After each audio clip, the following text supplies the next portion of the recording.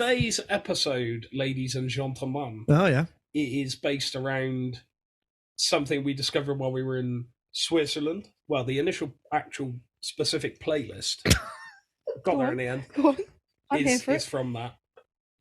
But it is something that has haunted you for quite some time, is it not, Mark? It really has. I would say this episode is cool because you're forced to listen to it. Yeah.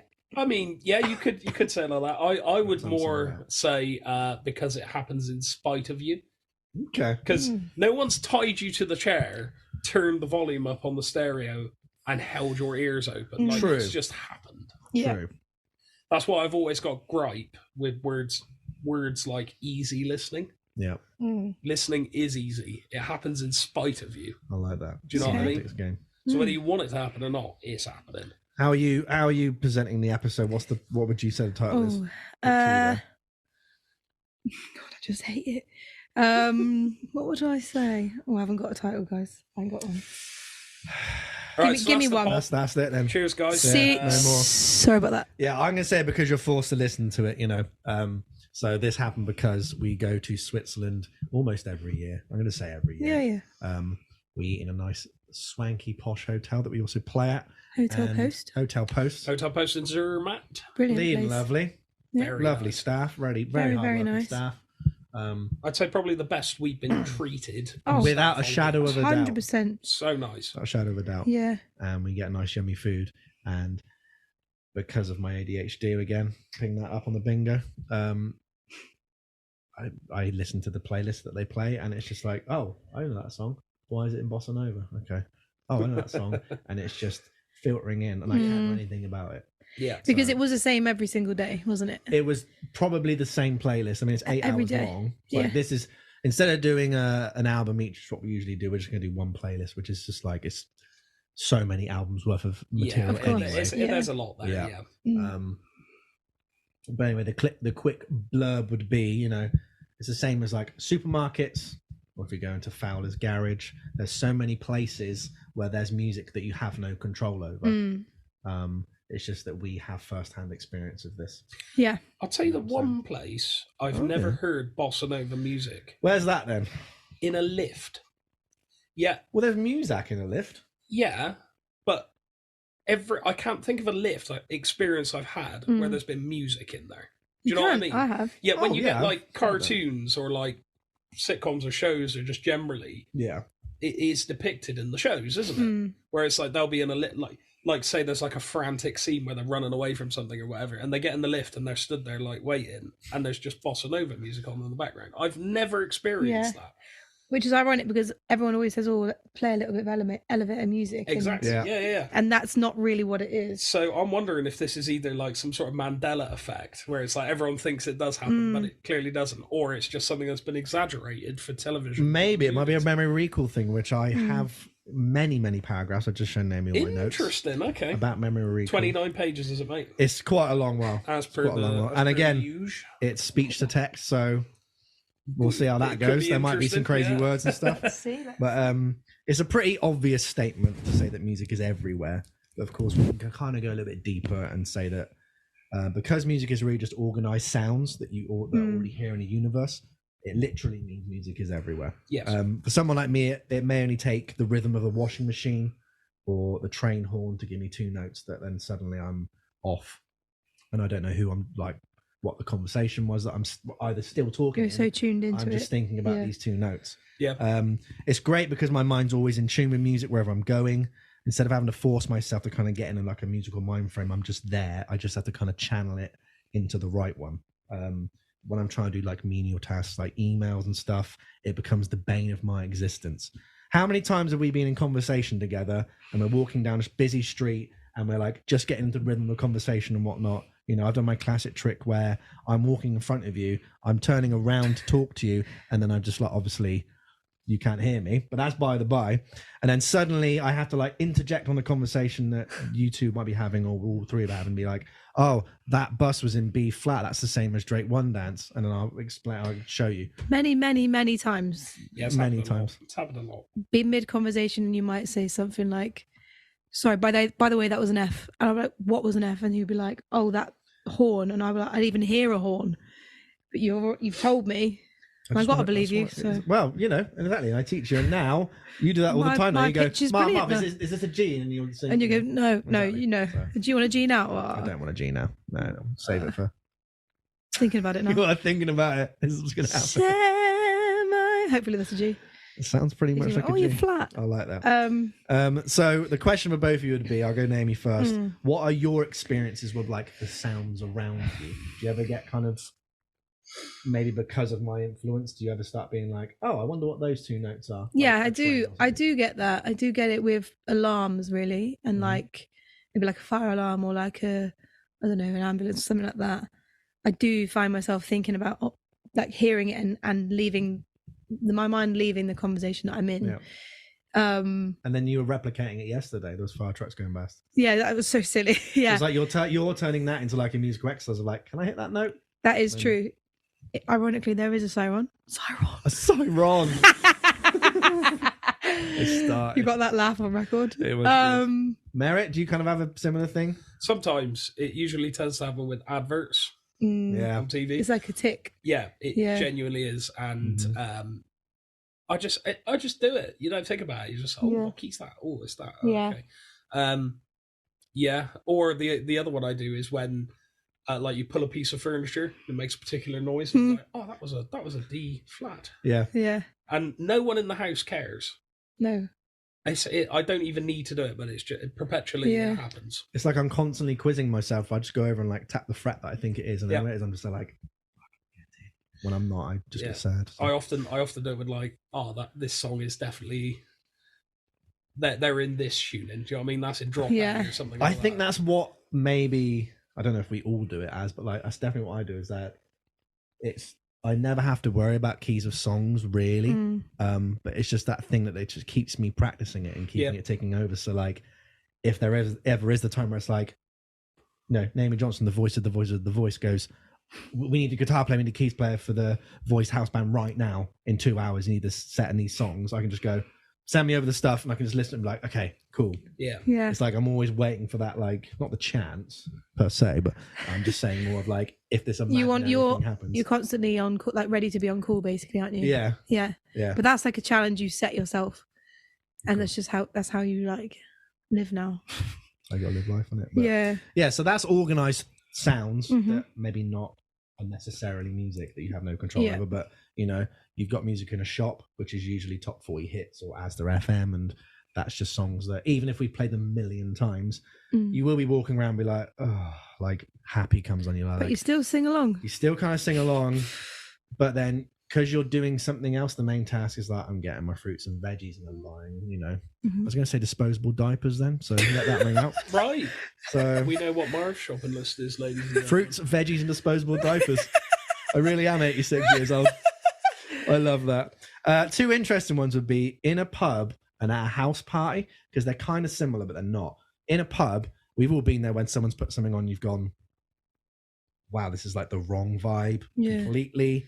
Yeah. And then like you might see like one table up dancing, you're like, oh my God. So you have the control there to go up and change it and put money and stuff, obviously at a cost. And then it's kind of like, okay, piece was restored. But at a house party, if you put on the wrong song, it's like that becomes you. You're known as, you're the guy who put on the sugar and everyone left. When it was just a chill in the kitchen and you put my sugar on. Yeah. I've had one house party back in my wild days in the 1700s where for some reason, I don't know why, I'll keep everyone anonymous, but my friend thought that I wanted Can't Stop by the Chili Peppers on. I mean, I was drinking these big, like, like the red, like WKD versions of like the Bacardis. I thought they just had mead back then. No, see, I went back in time to do that. El mead did flow. Exactly. So I was drinking that with a Trilby hat on mine, right? Trilby. Proper going for it. Lord. This is when Borat had just come out. Right. Just to get you into the mindset of that. And for some reason, he put on Can't Stop. And I was like, well, I don't care. That was good, that is. And then someone in the house party who we didn't know, they kind of gate crashed it, changed it over. And my mate went, put it back on. My mate's listening to it. And he was like, nah. Shoved him. And it's like, everyone's going crazy. And then my mate kind of went out the house. And then I looked down, I was like, that's a bit weird. When I looked back up, he had his shirt off, running through, massive fight. Then all I heard was that somebody had punched someone's lip off. And then there was this back gate that had fallen off. And then they had like run off. and then they wanted to come back because then the police were chasing them or something like that. And I'm just sat in this flat being like, I don't know. Talk about addicted to the shit. Chili Peppers are still going on. I remember watching Borat like 5 a.m. like, What a should probably fever go dream. home. What a fever dream. So like, that's the consequence, I would say, being forced to listen to something. Yeah. And then suddenly your lips missing. Yeah. But we've all probably had house party faux pas, or someone's changed something and been like, I like to think I'm pretty good at putting on you can gauge the room, right? the right song. Yeah. And probably because we do it. We do covers all the time. I've got quite a good idea of what's going to go down well. Yeah. I was literally at my friend's house after a gig on night before last, and again chilling out in the kitchen afterwards, and I was picking nice songs and thinking, oh, this is going to go down well, and it would, and it you know, I think probably 90% of them were like the right vibe. Mm-hmm. And then there would be maybe somebody who would say, oh, this song I'm going to show you is so good, like let me put it on. Then they skip the cue that you've queued up. Yeah. They put it straight on. Oh. And it's something really obscure. Mm-hmm. And they go, no, trust me, listen. Wait for this bit. And I'm waiting. Like, oh no, wait for the next bit. And you're like. And I'm like, oh, right. I'm like, oh, I've literally been forced to sit through this. And it was a terrible choice. Mm-hmm. Milk was a bad choice. And that's the thing. You can't, that's where you can't control it. You can't really tell someone that their taste is bad just because you don't like it. But it's obvious that it's the wrong choice. Yeah, you can, but you kind of have a social nicety to it, don't you? But you still have a control. Yeah. That's just your morals and your values stopping you, isn't it? Yeah. Do you remember when we had that test where it was like... The initiation. Yeah, you get in the van. Come on, Ed, give us a banger. You've got to put a banger on. And if you no one's failed. No one's failed? No one's failed. Yeah, that's true.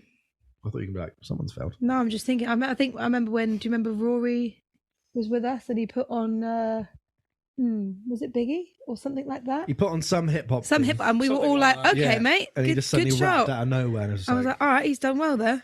He's done well there. A man whiter than myself. Done well there. There was a lot to unpack. Yeah, there was.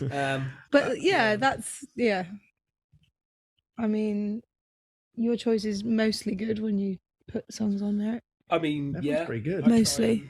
We all share similar music taste. I try and vary it up. You've got to, really. I have a 4.5 hour playlist called Van Bang, which we can always revert to at any point. That's true.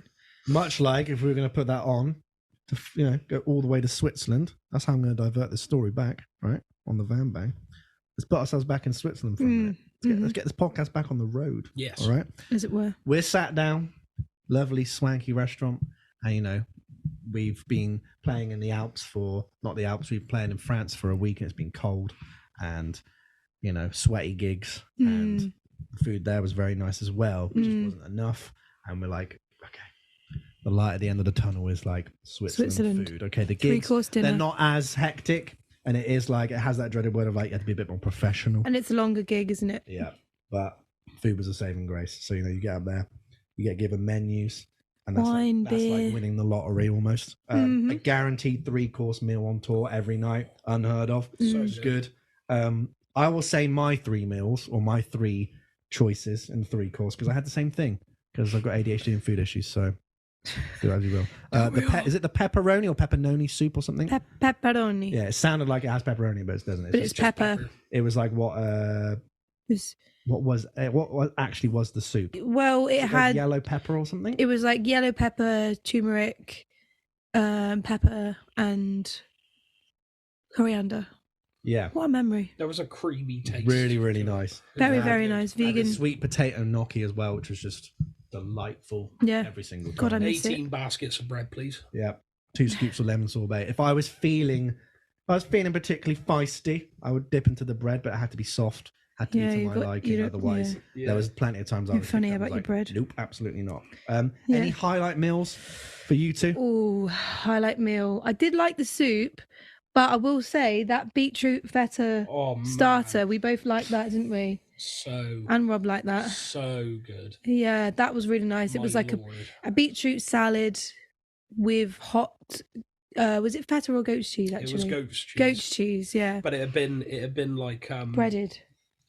No, it was No? it was like it had been fried, but it was almost like caramelized on one side, and my mouth was watering. Yeah, it was very, very good, and there were nuts in with it as well. Pine nuts. Oh, so very, good. very nice. That was probably my favourite starter. And then main, what was I having? Well, there was that Pizza, right? The pesto pasta was very good. Oh, yeah, you had that quite a lot. That was the favourite. Very good. That was the favourite. And then we both loved the tiramisu. Tiramisu was fantastic. Lord. What was it Bruschetti or something? What was that called? Bruschetta? Not bruschetta. There was like a specific name of a dish I think you might have had. What main or? And I think it was a main, but you were looking up if the cheese was vegetarian or something like that, or what the word actually meant. Are you on about the panna cotta? Maybe that was dessert. No, it wasn't that. It wasn't that. It was like Are you talking about the cheese, the parmesan? No, it was like there was a pesto pasta. Yeah. There was the pizza. Yeah. And then there was another item that I don't know whether Rob had once or you had once. Was it the risotto? It may have been the risotto, but it had like a word that we didn't know what it was, and it turned out to be like cheese, or it turned out to be some sort of vegetable or something. I don't know. I wish I had the menu in front of me now. So. Oh, I wish I was there right now. Should we bun this off and go? I'd love see to you later. do the podcast. That's lunch. Any desserts? Well, tiramisu. you like right? what was the other one you had? That orange.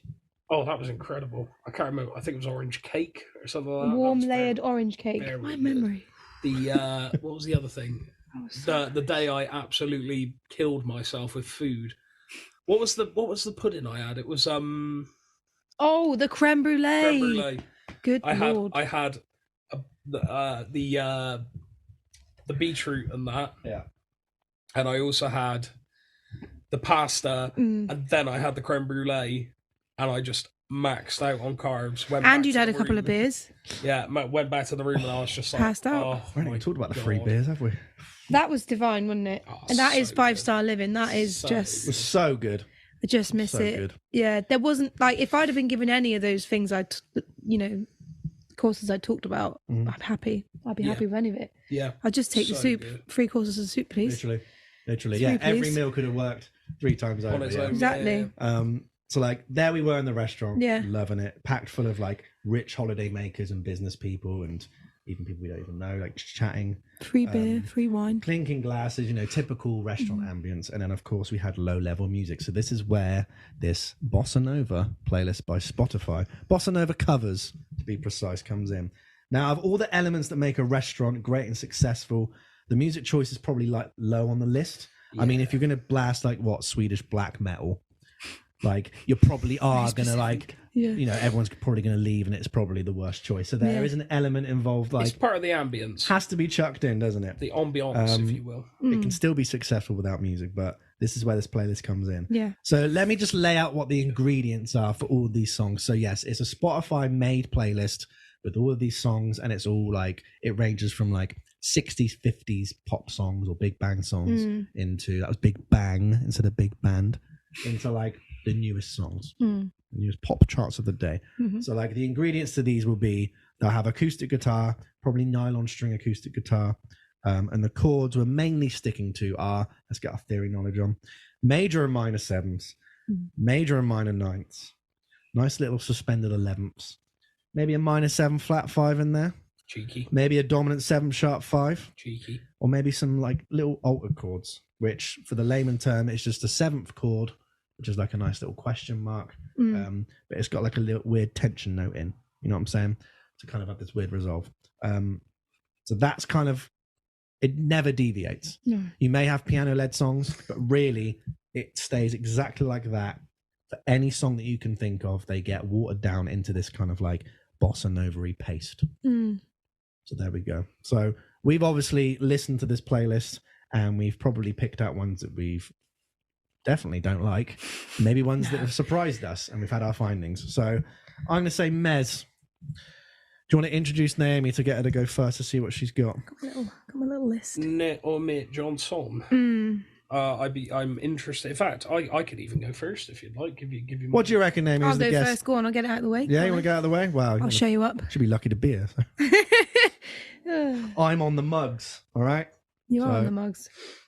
You're a mug. Are you introducing me or am I just starting? So this is Naomi Johnson, everyone, talking about her picks for this playlist of Bossa Nova covers. Here we go. Tell us what your these song choices that you've put What from I this think. playlist. What you're thinking? So, What's your vibe? I mean, for me, I think the worst one was that I came across was God's Plan. Interesting. Okay. On the surface, I would agree. Okay, and I think that's because it sounds so detached from the intended meaning of the song. Mm-hmm. So you think about Drake and you think about, okay, he's I don't know, you could call him pop, hip hop, rap type. I'd say he's a rapper, but he's kind of sings. But it's kind of pop. His songs are kind of about maybe his relationships with women, or like, he's a bit of a rude boy kind of way. And I mean, listen to his songs on the radio, you know what he's about, you know what he means in the songs. It's all kind of a similar theme. That's not to put him down, but you kind of get what Drake's vibe is. And then when I heard this one, I was thinking, my God, is that really the cover that this is? I was hearing, I can't remember what the first lyric is now. What's the first line of God's Plan?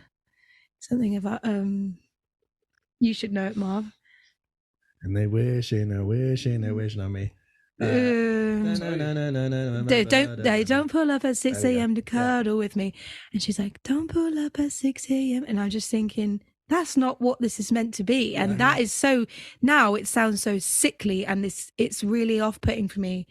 I don't know, it just makes the song not make sense anymore. And I think that was my main gripe with that one, because it's so far removed from what whoever wrote that. I don't know if Drake specifically wrote it, or like maybe the writing team, like whatever.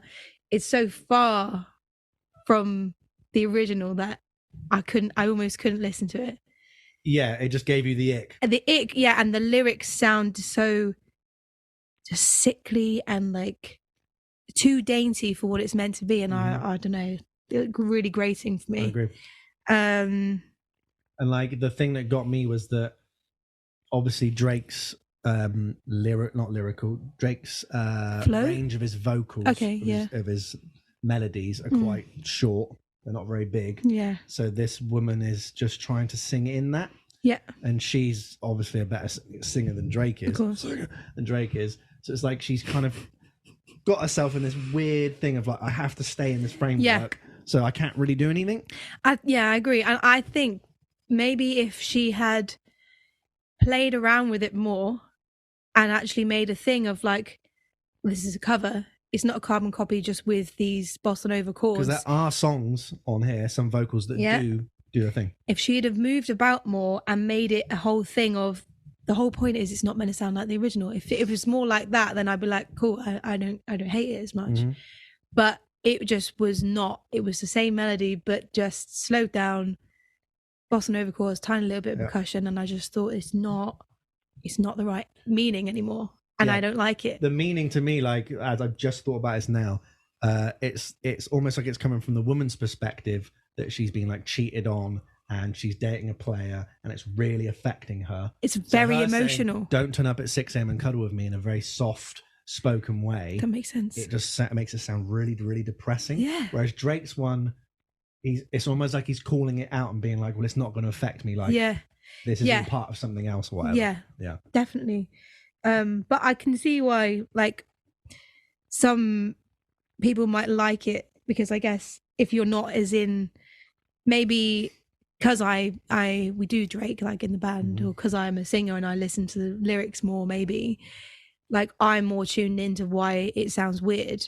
For me, it sounds weird because I'm hearing words over melody, but maybe some people who don't have that same sort of background would be just like, oh, this sounds really nice. She's got a nice voice and it's dainty and it's this and it's that. But I don't know. I found myself too tuned in to the emotion of it. It's just not Which for me. Again, to my point, listening to it isolated at home on purpose, I feel like, well, I'm not going to put words in your mouth, but like, do you feel like you had the same reaction to if we were sat down having a pepperoni pizza or pepperoni soup and you heard that over the speakers when you're eating? Would you be like, would that grab your ear and be like, I know what this song is?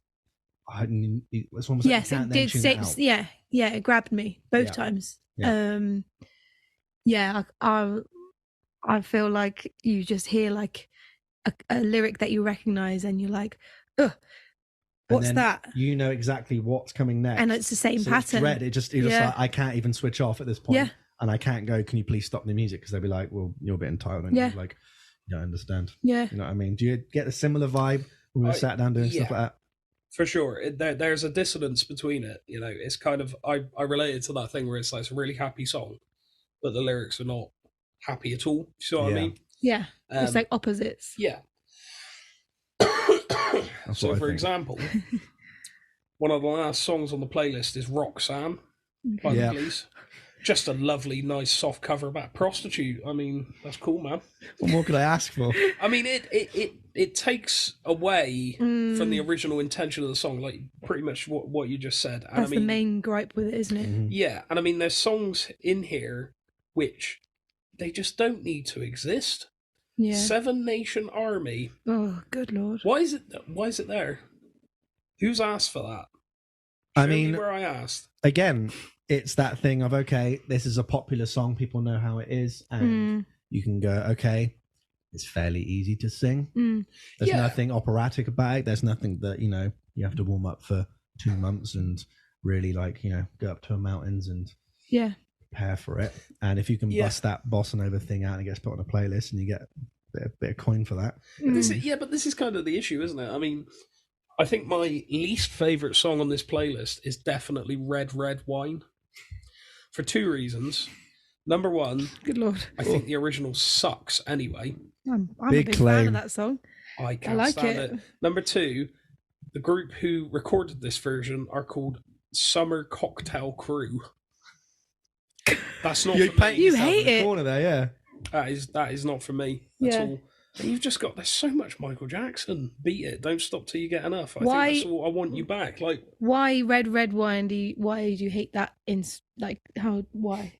Oh, I just don't. Is it because you don't like the song to begin with? Yeah, I don't like it. So again, that having to be forced to hear that, you're like, this food is really nice, but then my ears are just being like... It's a song you already hate in a style that you now hate more. Yeah, and then you've also got, relating back to what you were saying about Drake, Go Your Own Way. Yeah. How deep is that tune?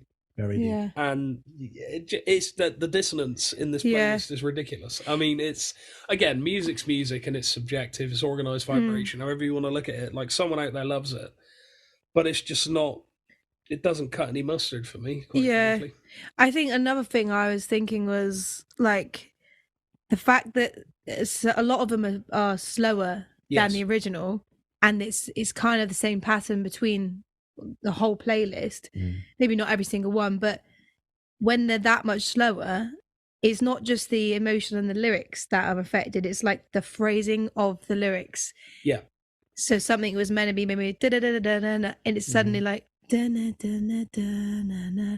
I just think that in itself isn't how it was written, and now I don't think as a song it sounds right anymore. Like, it's changed the whole intention of the song. Yeah. You know what I mean? Yeah. And I was doing my notes and stuff, and I was thinking, it's almost like when you try to sing along to it, you're thinking about the original phrasing of, like, the original song, but it's not that. So your brain's constantly switching back to, like, okay, I got to kind of, from what I've just heard already, try and sink into how this person's singing it. But it's like when you're all singing together in a loud room, there might be a couple of you or something, and then suddenly the music stops and it's just you singing, and you're kind of out of key and stuff, and you get really embarrassed. Yeah. It was like I was almost evoking that emotion of it.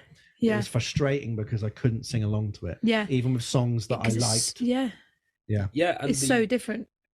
It's also like when you're watching a band play a song you know really well live, and they sing the phrases differently. Yeah. But they do their own style, and sometimes it's got its place. Yeah. That's kind of allowed, especially if they've written it, recorded it, and they're toured it, you know. Yeah. However, I will say, I think the one song that deserves to be on this playlist is Venus.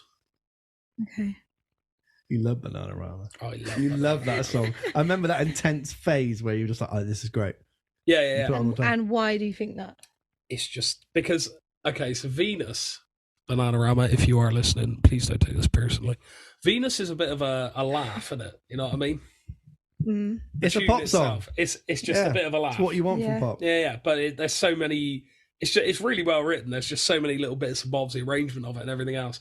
But I still feel like you can get away with doing that to it. You know what I mean? Okay. Because then- what do you think? Because they're avoiding that thing of like put an emotional weight onto it or trying to That's a good make point. the song Yeah. something it's not. Exactly. If it's jokey in the first place or like lighthearted in the first place, maybe it's not. Yeah, I mean, I don't really get a deep physical, mental, whatever meaning from Venus. Yeah. Okay. So I feel like you can get away with doing that. The only issue is you could apply the same logic to others. However, it doesn't work anywhere near as well, like staying alive. Whoever made the decision to do that, I don't understand. Yeah. What's going on at home? PM me, hun. Well, I think what happens is that we've all done it. You don't even realise what words you're singing, what the song's actually about. You're just liking the melody of it. Which sometimes I like that because it doesn't have to be as weighted on your ears as it might be for the writer. I like that sometimes. And sometimes it's worse when you find out what it's about and you think, oh God, I wish I wasn't blurting that out. And or then whatever. maybe you're then in your head, like you're thinking of this mental picture of what the song is. Different thing now. Oh, I have to like, maybe I don't smile when I sing this. Maybe I do smile. Like, sorry, carry on. Yeah. But I don't need to. Well, I'm going to bounce back off of you. Here we go. So when I heard Get Lucky, and I can already hear the groans. I've got her there. I could already picture the groans from Naomi to even have to press play on it. Musically, it's quite sophisticated. Yeah. It's got like little line cliches that are kind of cool, nice suspensions, which I think actually highlight the vocal melody better than those same 4 chords on the original, which like just put you to sleep with like the monotony of it. And then I heard a song called Mood. Now this is where I changed I had a different perspective on this podcast. I didn't know what the original of this song was. I've never heard this before. So now what happens is I'm not familiar with the song and who originally sung it and why it even sounds like pre-bossa nova transformation. So as weird as it sounds, I thought my ears, no, that makes no sense. It's like a different part of my brain is now being engaged. So instead of being like, oh, I'll just go from my memory recall here and like, this is how the song goes and this is what it's like in bossa nova, I can constantly compare the two. It's almost like I can cancel out this bossa nova version and just bop along to like Seven Nation Army. What I'm doing now is it's like I'm like a sampler and my brain's just being inputted with this song called Mood with this lyrics and this melodic phrasing and stuff. This is the original. This is the home version of it. So when I do eventually listen to the original, I'm going to be thinking of the bossa nova version and then that, which is weird. And then it got me into this thing of like, whenever I see Zach Braff anywhere in anything, he's JD from Scrubs to me. Okay. It doesn't matter if he's got full beard, no hair, like playing a villain, like could be the furthest thing from whatever he did as a doctor in Scrubs. He is JD from Scrubs. So that's not true of all actors that I love. Like Zooey Deschanel, I can view as Zooey Deschanel. Yeah. Much as I love her, please marry me. And I'm a fanatic of New Girl. Like I seen her in Frasier before, and I knew she was in films and stuff. Yeah. Like, you know, films I don't watch. I don't view her as Jess. I can see her as that. Friends, Matt LeBlanc, I can see as Matt LeBlanc now. Monica, Courtney Cox, I can't. She's always Monica to me. So to me, it's that kind of, it's got the same what came first kind thing of to it. So like, the question I'd ask for you is, obviously you're a huge Friends fan. Obviously. We know this. So much so that you literally fall asleep to it almost every night, and it almost becomes like an osmosis. Like you probably know everything back to front. Yeah. Because you just sleep and it's there. Yeah. So when I can find my questions, do you recognize this trait with you? And can you separate the actor from the character? So like, especially if you look at Friends, is everybody just those characters to you when you see them in something else? I would say for the most part, yes. I'd say just because I've watched it so much, which is my own fault, but I've watched it so much that they are so ingrained in my brain that that is Rachel from Friends. When I watch I literally called her Rachel. There you go. When I watch Rachel, when I see Jennifer Aniston in films like, I don't know, Along Came Polly or this one I can't remember. The Switch. There we go. Which has the most weird storyline. It's very strange. Do you know about that? No, never seen it. Very strange. She wants to have a baby through like a sperm donor, and this guy who's had a crush on her for ages, he gets drunk at a party. She has the sperm in a cup in her bathroom because she has like a sperm party or something. It's really, really weird. She picks out this guy that she wants to have the right cadres for a baby, and then that's the sperm donor guy. The best friend who's in love with her gets really, really drunk, knocks over the sperm and goes, I'll do something about it, and then makes his own sperm sample. She then has the baby, and then he meets the kid, and it's like, wow, you're exactly like me. Yeah, and everything is fine. That's an interesting film. Okay. Yeah. That all happens to Rachel. Yeah. Yeah. Well, it's Rachel, isn't it? It's not Exactly. Jennifer. So you can't really separate Not them. really. And yeah, I think it makes me think about them as actors in a different way that's not actually their fault. Mm-hmm. They're probably a better actor than I think, but maybe I'm just so like, well, I only know you as this, so I don't recognize this character that you're playing. Yeah. Yeah, I would agree, probably. Yeah. But there may be characters that are less, not like the main six. Maybe someone like Janice or what's his name? You got Janice, you got Pete. Yeah, There's so people many. like that. Mr. I'd be Trigger, like, yeah. for a split second, I'd be like, oh, it's you. And then I'd probably be able to move on. Mm-hmm. Yeah. So like to get that back into the song thing. So like the majority of these songs in this playlist, they instigate like a memory recall in my brain. I don't know whether it's like an image or like a shape that I can't really like materialize into a word, or it's not even a thought or something, with like a time and a place or an emotion, or a person or a feeling. Like some maybe instant, and I could tell exactly what I'm seeing or what gig I'm on, or like, oh yeah, you were drinking a Fanta Lemon and then we did this and then that thing kicked in. Other times it's just a complete blur. This is what I start within my brain and go forward with them and listen to the songs. That makes no sense. All right, speech to text. I'm not listening to the songs for the first time, even if it's a cover version. And this is what I said just a bit earlier. It's like I have the original in my head. Yeah, and it's just, I'm not even hearing the sparkly guitars and the bossa novas and all that stuff. And then what's happening is then this is now what I think bossa nova sounds like. I know that this isn't authentic bossa nova. Yeah. But this is now my home foundational knowledge of what bossa nova sounds like. And it's like, I worry now in the future that when I go down the route of listening to authentic stuff, I'm just going to be thinking about staying alive. I agree. God's plan, all these things. And it's like, I've already got a prejudgment of it. I agree. Yeah. You know what I'm saying? You say some words, James. Some words. No, I know exactly what you're saying. It's, to go back to the actor thing, it's like with musicians, isn't it? It'd be like if a well-known rock musician decided to venture into jazz, it'd be a bit like, what are you doing? I know you for that. Why are you doing that? And it makes it harder to you got believe what they're doing. Differentiate. Yeah. It's a very it's just and the soulness of it just seems forced.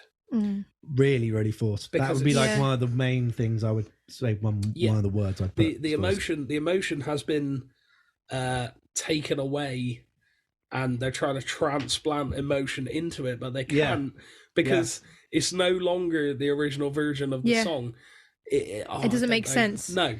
I actually thought, I think some of it actually ends up sounding playful and funny rather than emotional, even though their intention is to be an emotional bossa nova cover. Yeah. I'm almost like, this is kind of funny because it doesn't sound right. The lyrics don't match what the sound is.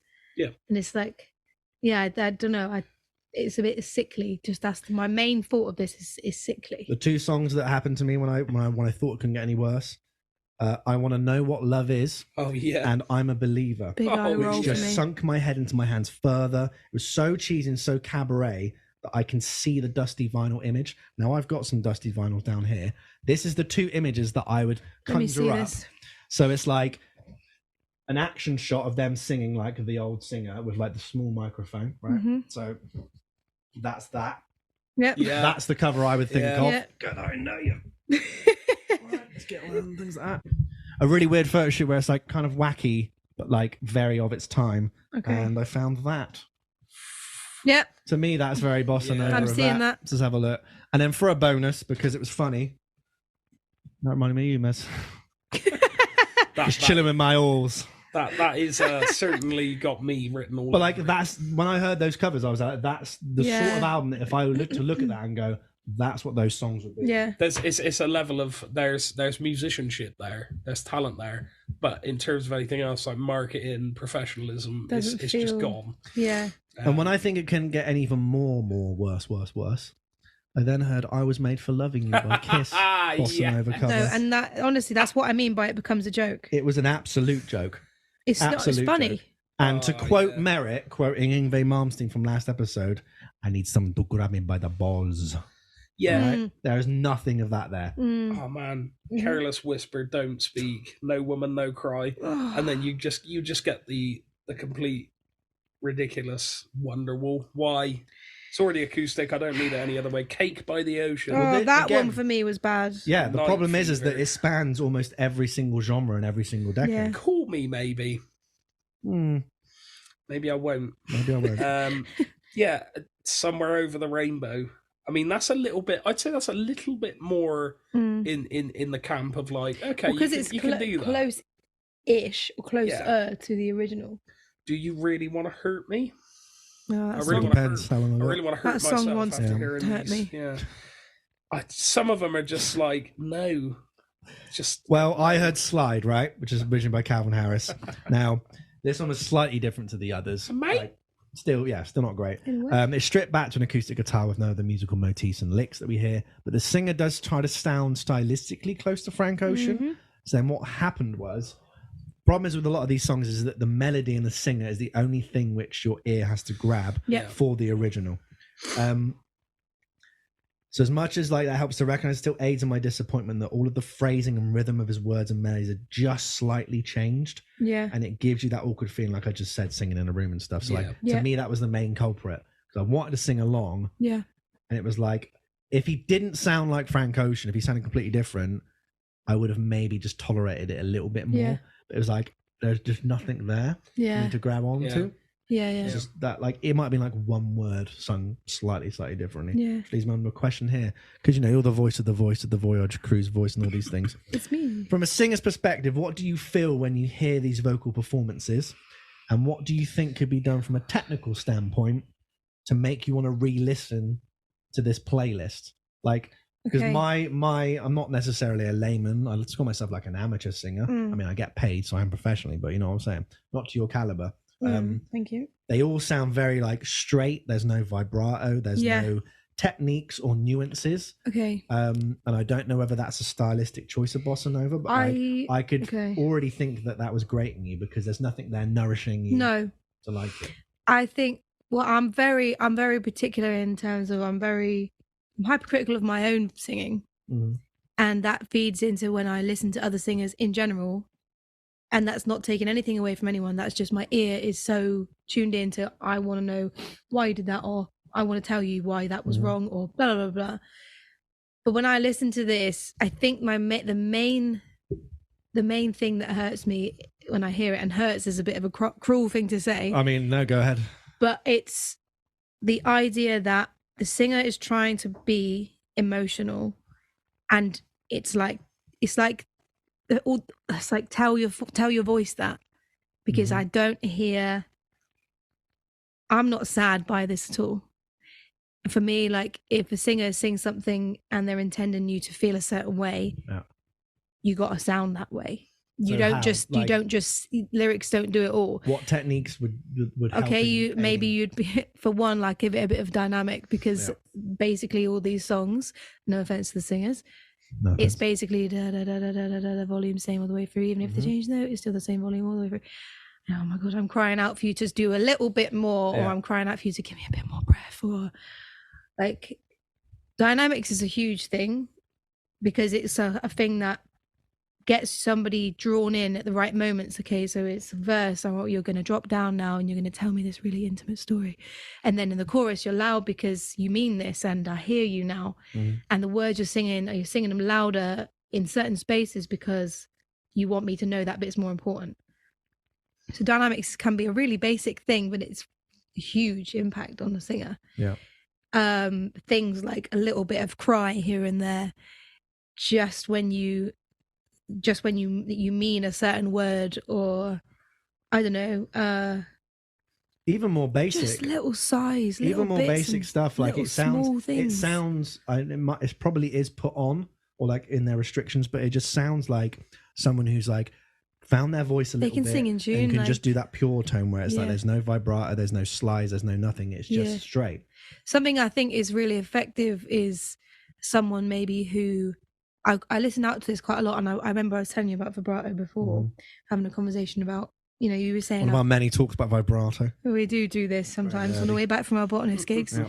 But it was something I said to Marv, and I said, like, you know, it's something you're not usually tuned into, but I was saying to you, listen to their vibrato. When you listen to the song, listen to the vibrato and see what you think they're doing and why they might be doing it in this way. And it was basically some singers who choose to not do any vibrato in the verse, and then in the chorus, suddenly I'm hearing vibrato and it hits me different. And when you don't know what it is that's doing that, you don't question it, but then you tune in and you go, okay, so all these really straight words, they might have wanted me to hear the words for the words and not for anything else. This is the pure voice I'm using. Words, words, words, chorus. In comes the vibrato and in comes the emotion. In comes the power behind the vibrato and the voice. And I think that in this playlist would have done a little bit of something, because a lot of it's like, I don't know, it's so basic. I think choosing to do something like, sing it straight in the verse, then give me a little bit in the chorus, but don't do it in the same in every chorus. Maybe in the last chorus your vibrato's really fast on this bit, or you're pushing and you're not letting any vibrato until very end of the note, that kind of way. Those things are really important, and they can be done and not be distracting. It's not, it doesn't have to be a show. It's not like a big moment where all you can hear is that. It's just subtle differences like that that's really important. So add that in now. You're in Switzerland, you're tucking into your tiramisu, and not only are you listening to God's Plan by Drake, slowed down, sung by a singer, a female singer that's making it sound depressing because of the restriction of the vocal range, and then she's singing it so straight, all of those layers. You know what I mean? Like, it's just filtering in. You can't do anything about it. Do you think that would, I mean, did it alter your dining experience at all? Because it did for me, because it distracted me hugely. Yes, I think by the end I was able to sort of let it go, but I was tuning into it, and I was tuning into how boring they were singing. Like, it wasn't just like, this cover is boring me. The way the voice is coming across is doing literally nothing for me. And the fixes for that would have been so simple. Like, when you hear a cover of something else, so I don't know, someone like, maybe, I don't know if you know an artist called Teddy Swims. Have you heard of Teddy Swims?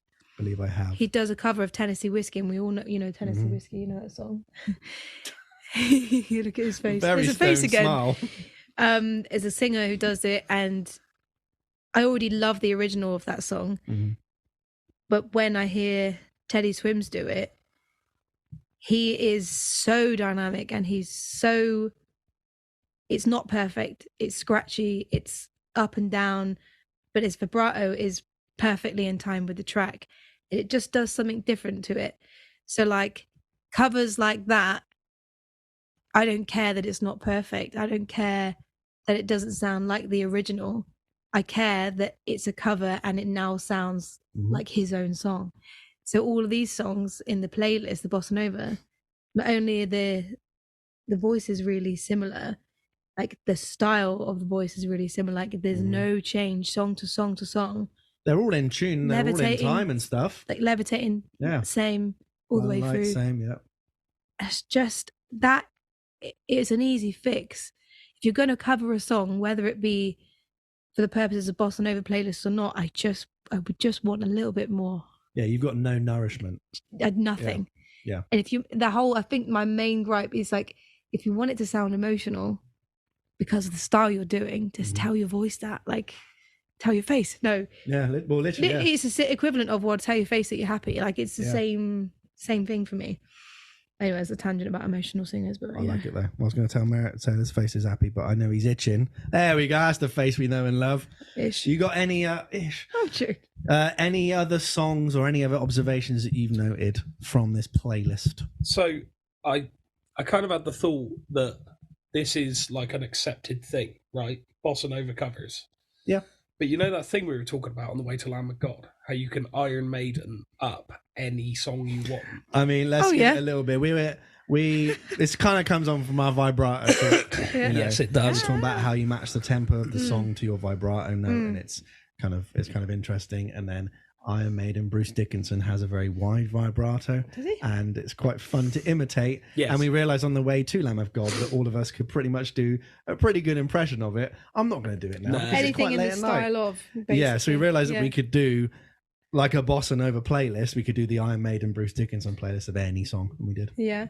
But I was going to say, do you think, you two personally, do you think you would dislike this playlist more, or a playlist of solely of covers in the style of Iron Maiden with Bruce Dickinson's vocals? Which do you think you dislike more? Well, if I'm going to think about all of these songs, if I think, let's take God's Let's say, Plan. let's say it's exactly the same songs, Yeah. but just in the style is- of. Yeah. I think I would be interested to see how they would all work. So I'd automatically go and be like, okay, Slightly now that I more know that some of these work Yeah. and some of these don't, and some of these are terrible and some of these are acceptable, I'd want to be like, I wonder what the vibrato on God's Plan would be. I think I You know? would prefer it. I would prefer it. Wish God's it, plan. wish it, wish it on me.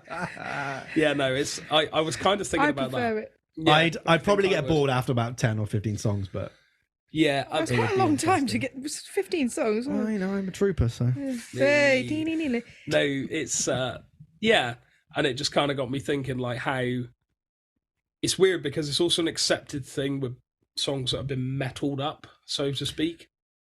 we're But gonna I hate get that. there when YouTubers, and I like it, 15 songs in the style of blah blah blah blah blah, Oh, I can't be and they bothered. do different things. I like that. Little snippets. I'm fine with that. Little snippets. Yeah. Cool. Fine Yeah. with that. Blinding Lights and 20 vocal styles. Fine. Fine. Great. Intrigued. I find it very interesting. It is It's very. It intriguing. is very. And It's it's a surprise. I think it's just it's as interesting You to count it? see how it would sound as like, oh, I wonder what they did stylistically. What did Of course. What sort of defining traits did they take? There's a curiosity And there. apply There's a curiosity there with Yeah. playlist with, Yeah. with everything there. Yeah. It's just then on your sixth song in Mhm. where you've like, okay, it starts with acoustic guitar, a little shaker, Same. that like same. ding ding ding. Same thing. It's like when you see That those was a wood block, everyone. what's it called? Oh, it's like there is. I don't think it's an actual genre, but it's been sort of banded about willy nilly as a bit of a genre over the internet in recent times. All those, Such a to all the those point, cool mate. kids such a of long Get to the sentence. bloody point, mate. it's the sort of advert music, and there's like a ukulele. There's like maracas. Yeah, I have a demo of me doing That- a ukulele advert. Exactly, it's that sort of level, isn't it? Yeah. Actimel, I just can't be asked. Danone. Or the other one is the bingo one. You just did a ding da ding da ding da ding da ding da ding ding, and there's a glock. There's always a bloody Always a glockenspiel, glockenspiel. Sally 42 loves her bingo lines. There you go. and she's always like Play bingo. kicking off. She's always like kicking off like And she's. around the campfire, I'm never going to meet someone I would play bingo with online. Freaks. Oh wait, now you can with Bingo 32. It's just it's that level, isn't it? I almost feel like it's the bastardized version of when you buy the Lux album and they've got you've got like songs 1 to 10, and then there are 3 bonus tracks which are only like vocal and piano, but it's the original Yes, vocalist and writers of that song. It's I the agree. bastardized version of that. I agree. That is what these bossa nova covers are. You know, one that actually I I was going to say, liked? I got one as well. You go first. No, you're the No, guest. no. Rock, Go on paper, then. scissors for it? On 3? All right then. On 3. 1, 2, 3. That's how you do I it. win, I win. How does paper beat rock? Because it covers the rock. It's paper. Go on. I actually liked. I think because I like the original of this song, Mhm. maybe that's got something to do with it, and because it's similar in sort of style ish, I liked Wicked Game, Okay. and I think Even from a vocal perspective? not necessarily. I think I was able to sort of put that to the back because instantly when it came in, I didn't hate it. Mm-hmm. I think because it's inherently a sad song. It didn't. The tempo is not too dissimilar from the original. It escapes that issue, yeah. So I'm not sat there going, and I don't want to fall. You know, what are you putting a face at? I want to know Did you do an impression here? I want to try and answer why it doesn't bother you that much. All right, wait a minute. But carry on. Yeah, like the phrasing and the feeling of it isn't too dissimilar from the original. Mm-hmm. Yes, it's still the kind of bland voice, etc. But I felt less. Now it sounds so mean, but I didn't think it was as meaningless hearing the lyrics as all the others. Maybe I just think of the original and I think, oh, I know this is a sad feeling anyway, or like, you know. Well, again, like I mentioned, if you really think about it, do you think you're running both of the songs in your head at the same time while hearing it? And it's almost like you're not hearing that version. Yeah, definitely. And I'm not sat here thinking, oh, God, her voice is such evokes such deep emotion in me, because it didn't. But I didn't hate it as a cover. I didn't hate it, and maybe it's just because it's slightly in the vein of the original. I don't know. And go on. What were you going to say, Naz? I was going to say, because it's one of the most covered songs of all time, you're used to hearing it being covered anyway, so it's just a bit. That's a good point. Quite possibly. And I think the way we've covered it, because we've covered it in choir, that's on piano, completely different. That's true. A little bit slower. We've done it as a trio, and I mean guitar wise, we're playing the licks and stuff, but it's still not playing it as the original. No. Maybe you're right there. And again, we have to. I don't know if I've got to this, or I might have to take in the defending part, but we will always have our function band hat on, because we're always being like, well, I've heard this one, I've heard that one. We've pummeled these songs into our brains. Yeah, and I think also, without not insulting it, but it's already quite a simple song, isn't it? Yeah, it's there for the vocals. Yeah, and I would say it's for the vocals. Yeah, which it's there for the vocals. Ironically, like you said, even though most of these songs you're only really identifiable by the vocals. If we took the vocals off a lot of these songs, no idea. They wouldn't. They're so similar between them. Weirdly, how I guess how plain it is was to your advantage. Yeah, for Wicked Game. Maybe you're right. No, I had something with. It does happen. The song "How Deep Is Your Love." Unusual. Now this is instrumental. It's more of a jazz cover that I would say, bossa nova. It was like piano led. So I don't know whether that's the key to it, and it's actually the vocals that are the problem. Is the reason why I don't hate it, is the reason why I don't like this playlist and it was irritating me, was it actually the vocals all along. If it was just all instrumental, I could sit and eat my soup and gnocchi all day. I was going to suggest that, I don't know. So the question I'm going to fit to Naomi, because she's the professional vocalist of the Voice Voyage cruises. So like I just did, I can make the claim that the vocals are the most distracting part of these songs, as they're the only element carried over from the originals.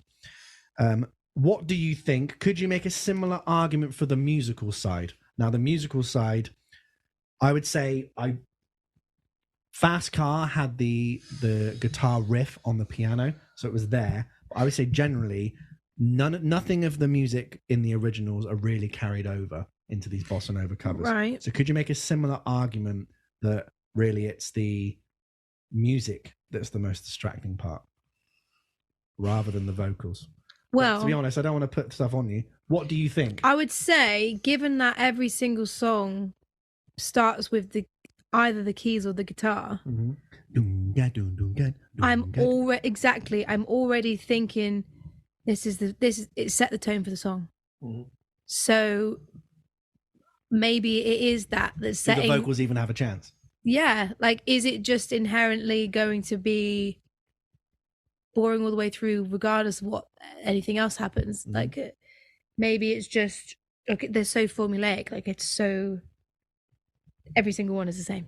And I could even add starts the same, because the guitars have so many notes in their chords.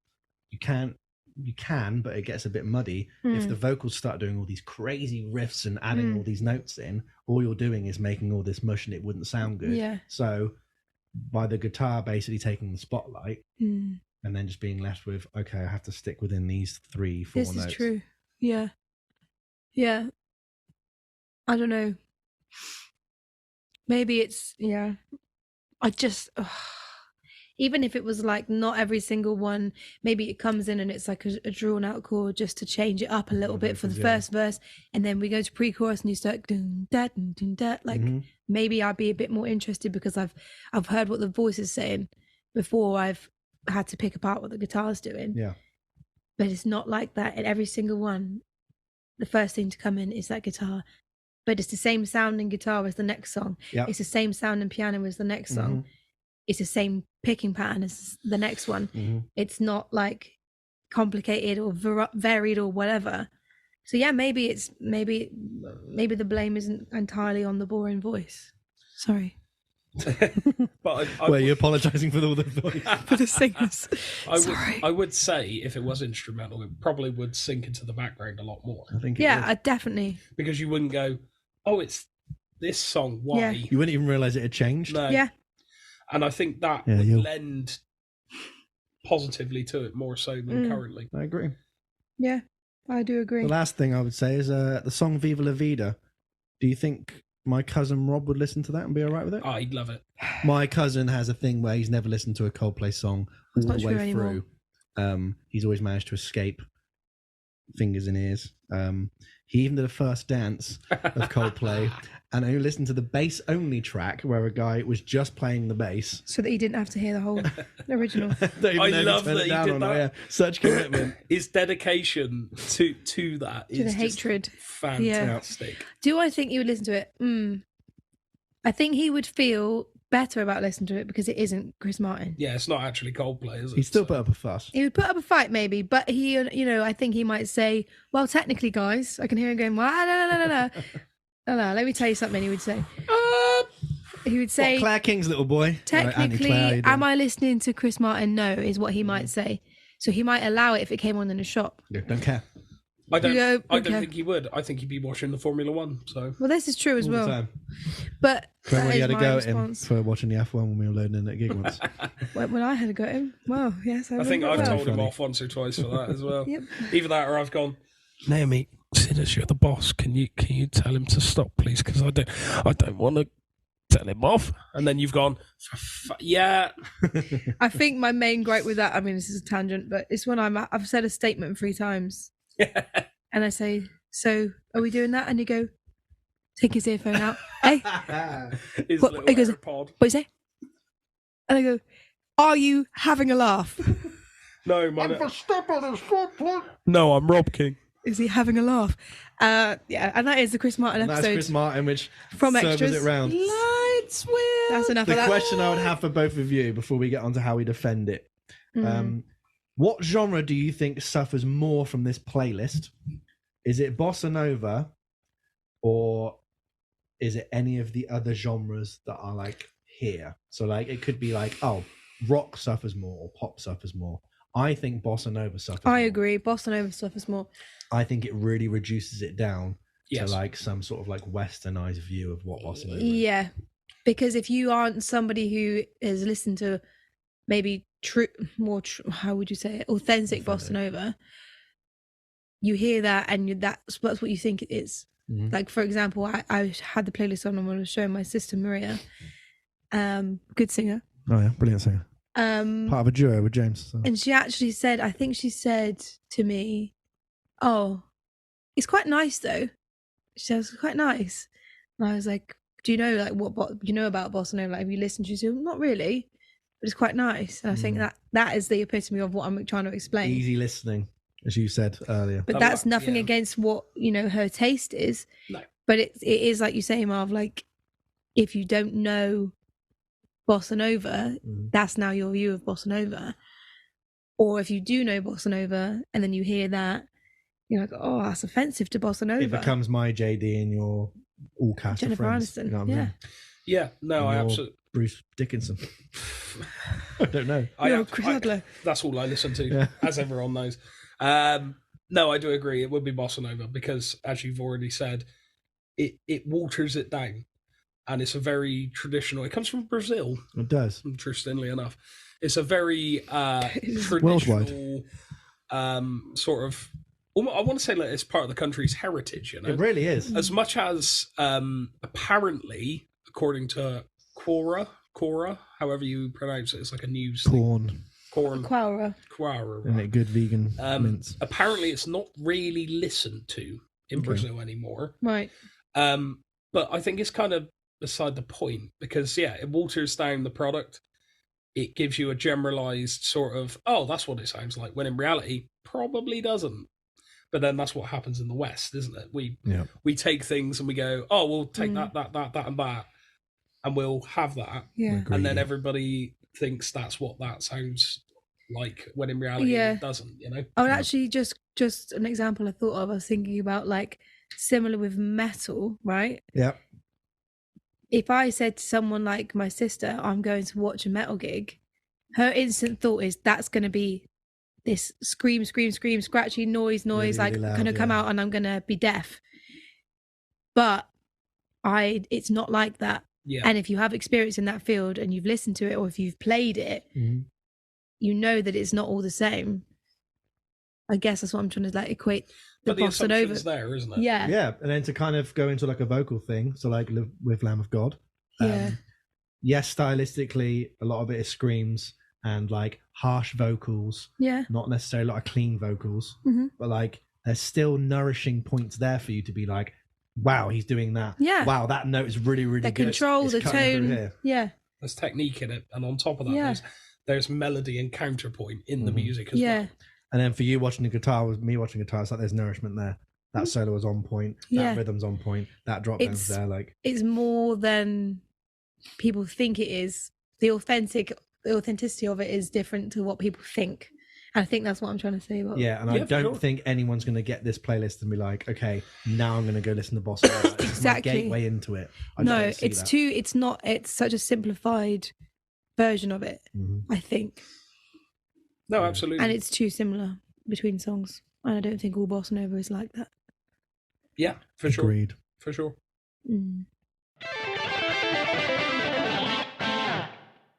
So, Marv, how are we going to defend this playlist? We're not. It's dreadful. Go away. That's true. Very good, Naomi. Very good segue. Thank you. You know what I mean? Thank you. You said that all by yourself and have to prompt your own. No. Not true. Hey. So the very first thing that us three have to do specifically is to get ourselves out of our musician heads for a minute and try to view the songs for how they're presented. So like we were saying about, it's almost like I can hear the original of Happy being played when listening to the Bossa Nova version. And it's like I know when I hear the Bossa Nova version of With or Without You by U2, I'm not actually hearing it. I'm hearing the original. It's never going to win or even be able to like compete with the standards that I'm setting up in my head. So it's like I got to go, wow, okay, this Bossa Nova version of With or Without You by U2 has to have the iconic edge guitar in it. It has to have the same vocal as Bono, or even better, or it's got to do something that I've never heard before. And I'm putting all of this stress onto this cover that's just meant to be designed, really, to be played in the background when I'm eating some lovely soup, or I'm watching you have a nice pizza. And that's not really what it's there for, because it would be too distracting otherwise. I'd probably end up not eating my meal because I'd just be like this the whole time, looking up. And the big ironic statement of the decade is who am I to judge this music being made to deem it worse than the original, when literally have a whole podcast dedicated to things like that. Maybe I should look at it as a professional musician going to work, playing their instrument and communicating with each other musically. Even if it's the music they don't want to play, we do that quite a lot. There's some songs where like I don't want to ever play this. We've had certain song requests, as much as we like to play it for the clients, we've gone, this is a hanging lump of absolute crap. Get it gone from my Say it as it is, Marv. It's a hanging lump of shit. Oh, so there you go. How else would you spin that? Hanging lump of crud. Makes you want to look at the client and say, kiss my rump, you old bitch. Oh, don't know if you can use that. So I think we could. Oh, we can. That's a Maria saying. We can and we will. Don't tell my mum. So, even if it's not the music they want to play, they can all sit around and kind of reminisce about the time in the pub with like, when we did I'm a Believer, like that was mad, wasn't it? Like, I can't believe we got to pay 300 quid for that. I literally practiced for like the night before. Like, I like those things. We do that quite a lot. We're like, We literally learned that in the van on the way up. Yeah. And then we smashed it. And Shut up. No. Always We professional. have a 3-hour practice with All every the time. first dance bar. Come on. And I know that if I sat and recorded the whole album of Bossa Nova covers and it got onto a Spotify playlist like this, which is Spotify curated and has quite a lot of likes, doesn't it, James? Probably has quite a lot of plays. Probably. Let's would you go. say? Sure. And if I checked my bank account and noticed it was quite more plump and rotund, there's the face again. Rotund. Than it was pre-recording the songs, I'd somehow not have a problem with doing that. Yeah. How many likes do you think the playlist has? 323,000. I want to say it has like 8 million. 8 million he's going for there. Never cut. So guys, how many likes do you think this playlist has got? 323,000. 9 million. Well, actually, no, it's got 648,880. Well, I was fairly close. Yeah, I was nowhere close. Halfway there. But It's very, it appears. Well, I think, honestly, because, we are musicians and we do have musician brains that view things differently. Yep.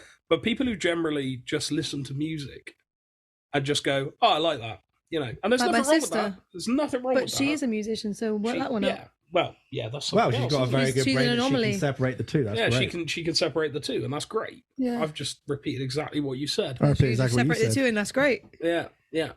Say it again. Yeah, I think He's it's on a great roll, that let she him off. can separate. Separate. Ah! That's 2 podcasts in a row you've done it. Oh man! Right, so she can Pretend I'm not separate. here. Separate. No, it's good that she can do that and That she can do what? separate. Separate the two. I'm not even sure what What two you would- words I was yeah. trying to combine there. Separate. being Segregate. one. So Segregate. I don't know. I think that's what it I sounded love like. it. Separate. Right. Anyway, We need a T-shirt with that written. Yeah, on. we will. Yeah. So. Yeah. being a musician, it's hard. Yeah, it's to hard do to that. Is what separate. you were trying to It's hard say. to separate from It really but is. people who just listen to music just to have it on, and as I said, there's nothing wrong with that. That's definitely, I imagine, the biggest sort of audience for this playlist. I bet there's literally hundreds of people who love it, and they They live might for be it. cleaning their kitchen on a Sunday, and that's the perfect playlist for them because it's literally for the intention of not being complicated, not being distracting, not there to grab your ear when you're trying to have a conversation when someone's in the kitchen with you. It's there to be nice, and maybe you can tune in every now and then because you recognize the chorus. So really, you were saying, we can't really have beef with something that is doing what it's intended to do. Yeah. I agree. You can't really, as musicians, we might pick it a lot, pick it apart a lot, but it is doing what it says on the tin. Yeah. And it leads sure. me on to my point that it has an important purpose, that it really attracts a large demographic to songs that they would never choose to listen to voluntarily. So I've always had a couple of discussions with my mum with bands like Slipknot. They're just noise. They got nothing to say musically. It's all just terrible. And I've had conversation about hip hop and rap where she thinks that's just promoting violence and drugs and it's horrible, and Eminem saying that and doing this and stuff. And yeah, of course, there are examples to fit assumptions and stereotypes because that's how stereotypes seem to happen. And it's true in a lot of many genres, and true in a lot of genres that my mum loves. So rock music and, songs about heroin, like Golden Brown by the Stranglers, which is lovely, and she'll love that to the day she dies, bless her soul. But it's What is it she about? almost puts a different thing on Eminem maybe saying the F word. Yeah. It's not the same thing. This is kind of it's like that whole thing that's arisen in the news recently with Sam Smith. Oh yeah. Now be very careful there. They tend to portray sort of hellish and sort of devil related themes. Yeah. And that's blown everyone's mind. What are they doing? Why is this? Why is that? When in reality, I mean, Highway to Hell. I know. They love that. I know. So you got the dissonance there as well. Exactly. Yeah. So to be able to show a piece of music that's inoffensive and is musically interesting enough to keep someone's attention, like you just said, yet simultaneously running a background, that was a sentence, can expose how broad a genre actually is. Yeah. Meaning that For someone sure. of my mum's demographic can actually view music artist to artist rather than genre to genre, Yes. which is something that I feel like I'm pretty good at. And my Yeah. dad's kind of a thing of if he likes a song, he just likes the song. He doesn't care who it's by. It's a good way to be. It is a good way to be because it stops you from being like a gateway keeper or gatekeeper. Like, I mean, you play metal. I'll tell you what. Speaking about that, the best example of that I've ever had is I was going through my mum's record collection and all the classic stuff was there. You'd expect things like Def Leppard, Elton John. Expect things you'd expect. I was not expecting that. You just can't predict it. You just can't predict it. You know what I mean? Segregate the expect. Yeah, as you What were. was the fact he went expect? Like, expect. Just general vocab in the English classroom.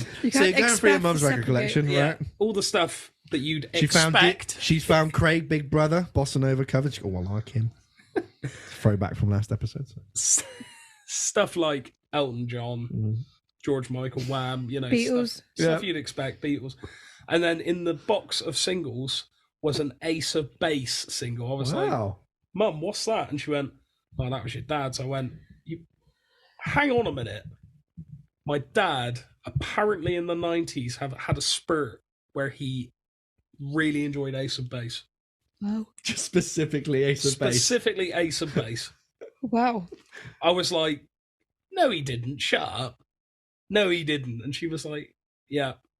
But the best thing about that is he acts like whenever we have a conversation about music, he always goes on to the air of, obviously what you need to understand is like after these punk bands, like they were told to smash up the hotel rooms by their labels. He acts like that. But I know for a fact when it's quiet, when he's having a quiet pint to himself in the evening, he's listening to one thing and one thing alone, and that's The Seekers. And I know that about him, and I know he's embarrassed about that fact. And he's telling it on a somewhat worldwide podcast. But he shouldn't be, because The Seekers are great.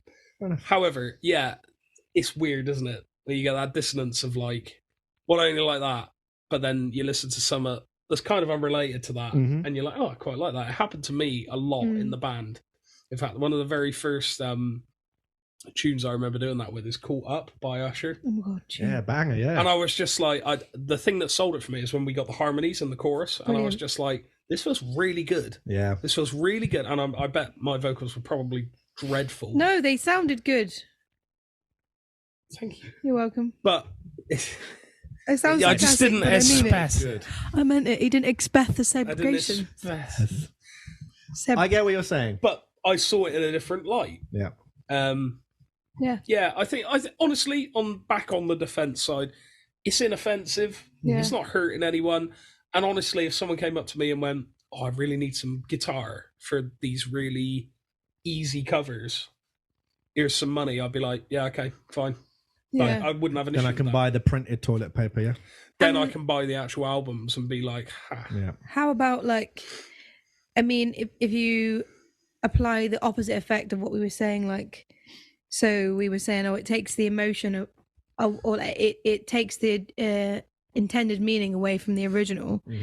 How about if it's a song that maybe it's off the top of my head, not the Drake one, but like there might be a song that when you listen to it doesn't sound particularly deep or emotional, but if you were to look at the lyrics, you might realize, oh, this is actually really meaningful and this means something. And how about if a bossa nova cover in its stripped back form has made you realize what this song actually means now? So it's re-injected the emotion. Yeah, and it does. Okay. Because there's plenty of people who write songs that sound pop, happy, and all these things. But if you were to look at the lyrics, you'd be like, Jesus, that's actually really sad. Like, Go Your Own Way. I think that sounds like kind of fun, but it's kind of, yeah. Do you know what I mean? And again, like you said, because the vocal is the main thing you hear in these bossa nova covers, you're almost forced to listen to the lyrics, and something go, oh wow, yeah, really, exactly. really So sad. maybe that it does a favor for some of the songs. I think As It Was is a good example of that. Yeah, okay. Because I don't know all the lyrics to As It Was, but the chorus is there's him about him like, you taking pills again. Like, it's not the same as it was. Like there's obviously a sad element to that, isn't there? And I feel like that like you were saying, that re-injects a bit of emotion into it. The original's great. I've got no beef with it, but yeah, I feel like that maybe applies. And what this playlist I think does, like a really good function of this playlist, is it's the same with me when I grew up watching skate videos, is that you play it to someone who has no knowledge of bossa nova and any of these songs, and they're like, what the hell is this song? And you might go, oh, that's by a rock band called Kiss. here's the original, put up on Spotify, and they go, oh, that's really, really cool. And then that starts the gateway. That's what happened to me with skate videos. I'd be like, Mum, what's this? And she was like, oh, that's Time, Pink Floyd. I've got it right here. Yeah. And I'm like, wow, you're cool. You have all these cool like artists and things. And it just opens up that completely. To me, that playlist has that function. It's just for us. We just know the songs. Because we already know those tunes. It's our job. Yeah. I mean, I feel like so I'm gonna say something I never thought I would say here. Oh, yeah. There's one recent, I say recent, it's probably released ages ago. There is a recent-ish cover of a very good song that didn't need to be covered by a well-known metal band. And I think you know exactly the one I'm going to bring up. It's The Sound of Silence by Simon and Garfunkel. It was covered by Disturbed. I don't want to hear it. We both hate it. Yeah. How do you feel about it, actually? Have you heard it? I have heard it, and I like it. I hate it. I like it. Don't tell me to leave. We can edit.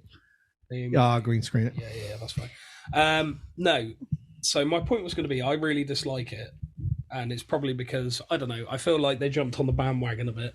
Having said that, there's a lot to be said for the fact that people who may not have heard it originally, or people who were younger, who weren't around when it was released, who now maybe have gone and listened to the original. Exactly. It shed light. Absolutely. On the original. That's what a good cover does. Exactly. So I think we can use that as a defense and apply it to this playlist. Absolutely. Because then, I can't see it not attracting more attention to the originals. It can only be a positive thing, I think.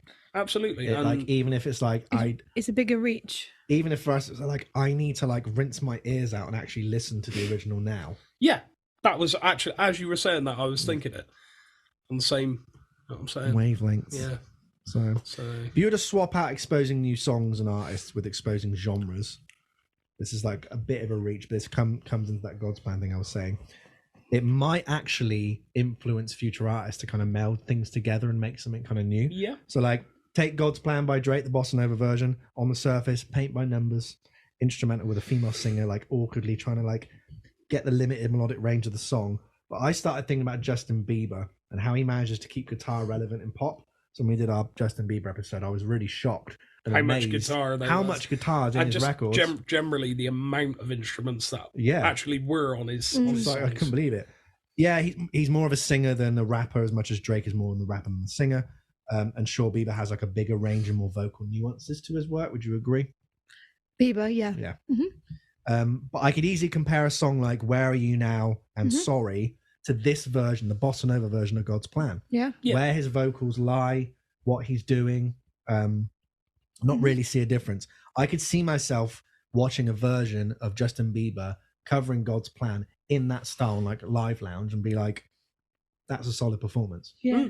For sure. Do you know what I mean? Like maybe not as schmaltzy, but like I can already kind of see it in my head. And that was kind of thinking like, maybe if someone were to kind of take that as a blueprint and then work your way into doing something like that, that'd be really, really good. I was going to make that point actually. If instead of it being a playlist, it was say a duo or a trio in the corner of the restaurant, that would instantly make it worth so live. Much more, Live, completely different. Purely because the vocals wouldn't be so. I mean, just live generally, the vocals are going to be different to they are on the record. There's going to be. That's why I think Justin Bieber would work, right? Because inherently he's got quite a characteristic voice. Yeah. Whether you like it or not, it's Justin Bieber is really recognizable. He does things with his voice that make you understand his background or the intention of his song. So live, I'm all for it. Yeah, yeah, for sure. All for it. For sure. Yeah. And I'd probably be quite interested in watching it. Yeah. Maybe that's the initial intention of the playlist, not just necessarily for a background thing, but maybe as an educational tool to be like, you can do this. Yeah. You know what I mean? Because my first point of reference, if we would say we were hired for a wedding, and say they were like, we really want, and they're paying through the bloody nose. I've got an example of that. I'm not getting up out of this seat without crying. At least a fair bit of dough. You know what I'm saying? So they turn around and they go, we really want a Bossa Nova set of just general covers. That would be my point of reference. I'd just be like, why don't we learn some songs off there and go from there? God's Plan. I would ask you not to be as dead and characterless. Don't wake as up the at 6 vocalists on a.m. those to I can't help cuddle it. with me. Naturally, that's my kind of voice. You are crap I'm at very singing. bland. Yeah, Yeah. very sort bland. of dynamically, sort of like a ruler. Cool. CM. Cool, Cool, man. Dynamic, was it? What do you say? Dynamically bland like a ruler. Cool. I've never heard anyone use that as an analogy. Dynamically bland like a ruler. Yeah, but like a ruler, like really You can't separate those things, can you, mate? separate. I didn't expect you to just say that, can't buddy. I'm so glad it's not me being ribbed for not being able to talk well. But I had an example, okay? Oh yeah. Here we go. Still Into You, Paramore. Oh no. Yeah? Oh no. When I realised we got this requested for a first dance, I was like, oh my lord, brilliant. And the specific good version, song. though, wasn't it? It But- wasn't but just an acoustic. When version. I read, oh, Still Into You, I was thinking, amazing. Love that song, can't wait to play it with the band. Looked at the version. Yeah. It's very different. Yeah. It's very, okay, maybe there's some element of sadness and emotion that I can feel from this acoustic version. But for me, because I know the original so well, it did the opposite to me, and I didn't like it. Yeah. But there's definitely the reason that was probably picked by the couple is because they've heard this original song, and maybe they've heard the lyrics and think, wow, I think those words are so beautiful, I want to hear it, but in this acoustic version, which is they found or whatever. Maybe it's like, I don't know, maybe it means more to some people when it's in that light, They've and that's connected the to it intention, more, yeah. and What they that's right. associate with, yeah, like delicate. And it Again, means to me, more, the maybe. Paramore one's it's quite poppy and it's quite happy, and it almost masks the emotion yeah, of exactly. Hayley Williams declaring her love for a now ex-husband. Whereas the acoustic one kind of fits more into the way it weaves around. It was Yeah. finger picked and things, like it just fits it more, doesn't it? And that's Yeah. like what I was saying before, like maybe the bonus of it is for finding meaning in songs that you didn't realize was there. Maybe that's not our specific taste, but for first dances and things like that, Yeah. God, that might be perfect for some people. And it injects a bit of life into the songs that we play endlessly, doesn't it? Yeah, Yeah. Some of them, like Get Lucky, like I don't care. I don't think we've Okay. ever done Get in the that, bin. and I don't think I ever No. want to do it. But some of them, they're like, yeah, I next time I have to play that or hear that, I'm like, I'm glad it's not the bossa nova one. Like, I'm glad I'm playing the Yeah. original parts and stuff. levitating. Yeah. Yeah. Should we do it for a laugh on tomorrow's acoustic gig? No. I was just thinking about it. I'm gonna, the second we stop, I'm gonna do that. We're gonna do bossa nova little bits. We'll try it. But that's how I defend this playlist. Yeah. I think we've I'll agree defended with that kind of well. I think we built up a barricade for it, but a wall, haven't we? We were angry at the start, but Oh, I'm still angry. So next time we go out to Switzerland, because that's the real true test. Next time we go to Switzerland, and if they play the same playlist, Which I think they will, because it's been quite concurrent, hasn't it? It's Yeah. happened before. We've Yeah. heard it multiple times. I'm setting down my gnocchi. You Like, bloody love that vegan gnocchi, don't you? it's It is good, to be fair. so I did have good. it. It's very and I'm good. going to hear that, and now delicious. instead of being annoyed or frustrated, I mean whatever, I'm like, okay, I understand it now. I get why it's there. Yeah. We got 500,000 Patreon subscribers from an episode discussing it because of Naomi Johnson, the voice of the Voices Voyage fans. The Voyage Voice Can you cruise see ship, me? Naomi They Johnson went. cruise. All your fans are going to go, oh, she's speaking. I must go and subscribe. These gentlemen are amazing. We'll split the profits. What do you reckon? 50-50. Yeah. We'll buy you a nice mug. So you've been on 50 Woes. You zoom in on my face at this point. Yeah. Yeah. So that's the Thanks for having podcast me. then. That was good. That's I like that, that. Enjoyed that. You enjoyed it, yeah? I did. That was good. We Yeah, like gotta that. spill the That's beans. our first guest in person as well. We've Bloody hell, we've breaking also had guest records. episodes Yes, it with is. Zoom and stuff. Yes, it is Oh, correct. hello there. Well, there you go. Hello. But it's weird that we there. have these kind of conversations anyway. We just didn't do it in a podcast. We haven't form. recorded it before. There you go. Yeah. Just a load of drivel. It's all drivel. It's so interesting, though. I thought it was really interesting. It is I interesting. like breaking stuff down like that. Oh, I like it. Thanks for having me, boys. Welcome. Thanks for coming. You're welcome. And remember, everybody, we'll link everything, but follow Naomi. Go and check out her stuff. We'll link, Spotify, Instagram, Instagram, Facebook, YouTube. YouTube. Yeah, feel free to subscribe. Let us know your thoughts. And, yeah, we'll see you on the next one, I guess. Like, if you- Maybe. Yeah. Also, just while I'm here, Go on. give us all your money. I need it now. All of it. Please. I'll Every link my single- bank details if you want to send me all your money, I don't know because what's that's something we've never ever been ambiguous about. No. Give us your money. We've always been clear cut from the start. Yeah, give us your money. We are doing for the this money, for for the money. cash. So Who's until going to get involved with the cash? until your money is in my account, I will not sleep. I will not spend another penny. Until every penny is a. Yeah. Thanks for listening, guys. And one more thing. Goodbye. You're a freak. Nice.